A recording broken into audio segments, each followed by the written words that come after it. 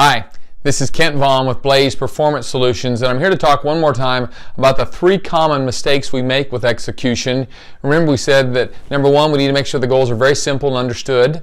Number 2, we need to make sure people understand what you want them to do, that their activities, behaviors, and commitments, their ABCs, are very doable and very visible.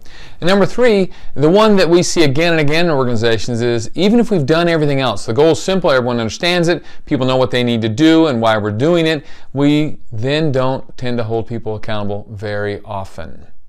And what happens over time if we're not very diligent about the follow-up and accountability to each other? Remember, we talked about that meeting a lot, that weekly or daily meeting to hold each other accountable. Let me give you an example from a friend of mine. When his daughter turned 16 and got her driver's license, he said, "Hey, baby, you can use the car, you can use the family car, but here are some rules." And he gave her some rules about obeying the laws and not getting a ticket and those kinds of things. And then some really very specific ones. He said, "I want you to keep the car full of gas and no trash in the car." So every Saturday morning, we're going to have a review about, did you get a ticket this week? Did you obey the laws? Is the car clean? We're going to go out and inspect the car. Is it clean? And does it in fact have gas at the moment? And so the first week they did that, and she was great. She was perfect. She didn't have any problems with obeying the laws. At least she hadn't got a ticket, and the car was full of gas, and she didn't have McDonald's bags all over inside the car. And they did that for a couple of weeks, maybe even 3.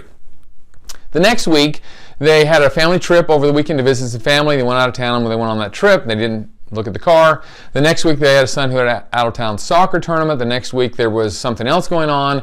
And 4 or 5 weeks later, on a Saturday morning, when the daughter bebopped downstairs for breakfast, her dad said to her, my friend, "Hey, honey, let's go out and see how the car's doing. Is it clean? Is it full of gas?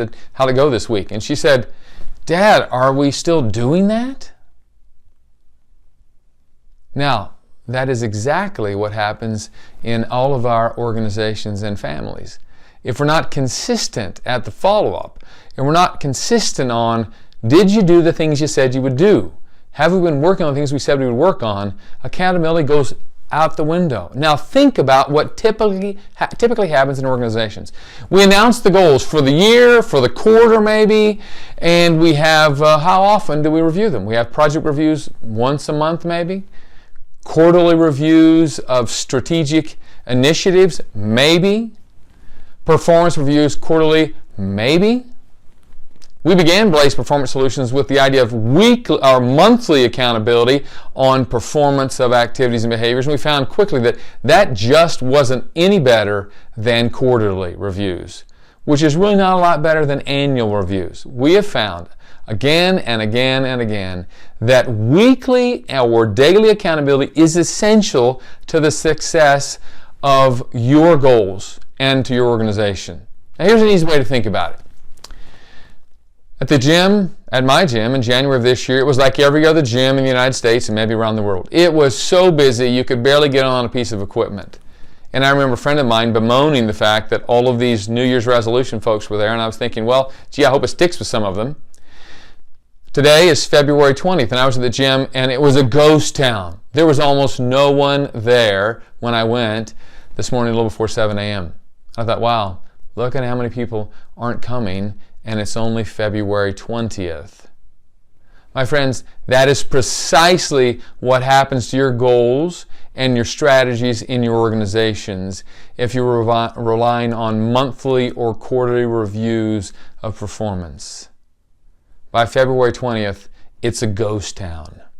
Oh, your people are busy. They're doing 1,000 different things.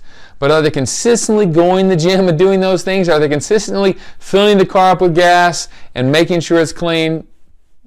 Don't bet on it. Oh yeah, you've got a percentage of your people, the top 20, 25, 30% of the bell curve, they're still rocking it because you don't need to hold their hand. They will do it no matter what. You've also got the bottom of the bell curve who, yeah, they're probably not going to do it no matter what. And the middle, they just are full of excuses. Well, I'm tired, I was busy, I was this. And frankly, your goals are suffering. Their performance is suffering.